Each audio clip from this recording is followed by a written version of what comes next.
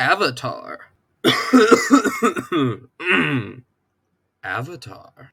Who is this Avatar? Does he believe in Santa Claus? Does he trust his government? Mr. Bendy Boy the 82nd, also known as Pippin Paddleopscopolis III? It's Aang. And why does he get sole ownership over the number 82 anyways? This and more on today's episode of I Got Bored.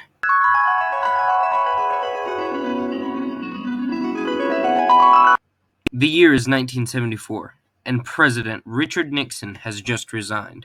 The Watergate scandal comes to a close, but that's not what this story is about, no. That same year, Michael Dante DiMartino was born. Born in Shelburne, Vermont, he would live quite an average life. That is until he moved his studies to Rhode Island School of Design. There he would come to work with one Brian Konietzko. Brian would later graduate with a fine arts degree in illustration. But enough of that.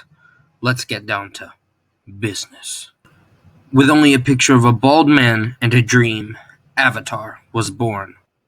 In the words of Konietzko, there's an air guy along with these water people trapped in a snowy wasteland, and maybe some fire people are pressing down on them.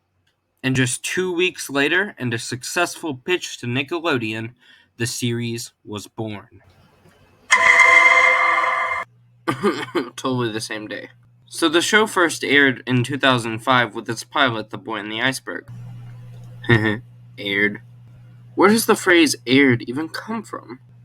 So apparently they started using it in 1933 for radio broadcasts, and I guess it just kind of stuck.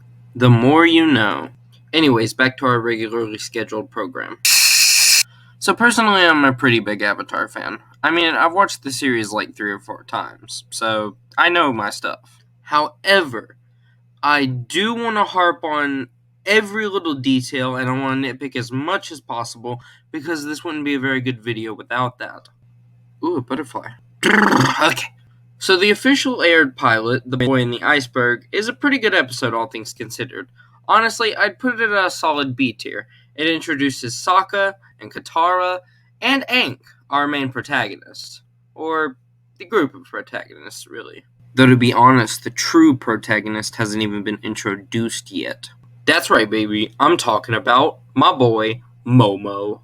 Time after time, through thick and thin, this man never leaves their side for anything. He fights. He never gives up. This man is unstoppable. He is a freaking train. The same episode, we get introduced to the main antagonist, at least for the first couple of seasons, and his name is Mr. Emo, also known as Prince Zuko. Hot-headed baby boy with daddy issues, Prince Zuko is out on a mission to capture the Avatar. So basically, his dad comes home one day and is super drunk and is like, oh, son, come here, I love you. Now let's fight! And then he just, beats the crap out of his son and banishes him for losing. But Prince Zuko is not one for quitting, and after being banished, he commits. He is ready to prove to his father that he is not this little baby boy, so he begins to hunt down the Avatar. Of course, being a prince, he is given access to fleets of warships and an army of firebenders. So, I mean, I guess good on you, kind of. And honestly, looking at Prince Zuko throughout the series, I would say he's a solid C-tier character.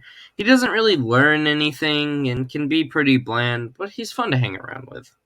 So Aang and Sokka and Katara all hang out, and it's pretty chill. He shows them air tricks, they find out he's the Avatar, and things are pretty chill. The small water tribe that is Katara and Sokka's home is also pretty chill with, the Avatar just showing up out of nowhere. They treat him like family. It's all good. Until Aang basically bumps into a Fire Nation warship. Is like, whoa, this is pretty interesting. I remember the Fire Nation being pretty chill. And basically accidentally lights a straight-up signal flare alerting Prince Zuko to his exact location. Water tribe. Ice. Chill. Get it? So Prince Oko, being the reasonable man that he is, marches up with a fleet of warships and kind of knocks over a couple of houses. Aang ends up surrendering for the, betterment of his people and all that. Sokka and Katara vow to go help him, but Aang, being the Avatar, escapes pretty easily, and Prince Zuko continues to chase him. These hijinks, continue for about the first season. Though it can get pretty boring and repetitive, the show tries its best to supply you with fresh content and bring you amazing and memorable characters such as King Boomy and, of course, Toph. So Toph is basically a little rich girl who is also blind and a super talented earthbender. She kind of accidentally invents metal bending and is pretty awesome. Her legacy is continued in The Legend of Korra with her daughter and is honestly one of the show's only positives. The Legend of Korra, not Avatar. Avatar is pretty good. So, hijinks continues, and the series is divided into books, which are dedicated to Aang learning a new element so that he can master all 4 elements to defeat the big bad, Zuko's father, yada yada yada. The series continues. And let's all be honest, if the show was actually made up of books, no one would read them because no one actually knows how to read, right? Right?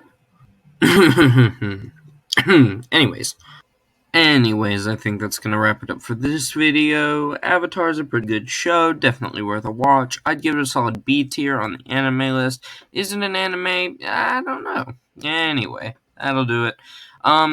Please support me on Patreon. I am at a current 0 Patreon members, and in fact don't have a Patreon. Please strike my last, 3 sentences from the record. See ya.